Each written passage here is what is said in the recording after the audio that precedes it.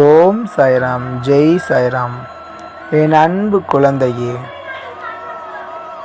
வாழ்க்கை எதை நோக்கி பயணமாக செல்கிறது என்று கேள்வியாக நீ கேட்டிருப்பாய்.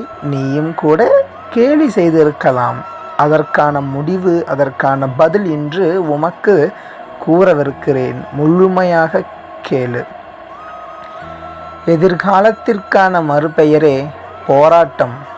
இன்று மனதில் தோன்றும் ஆசை நிறைவேறவில்லை என்றால் இதயம் அது எப்பொழுது கிடைக்கும் என்று போராடி கொண்டே இருக்கும். கனவு என்றுதான் நினைவாகும் சாயப்பா என்று மனம் சதிராட துவங்கும். என்னிடமும் அனுதினமும் கேட்கிறாய்.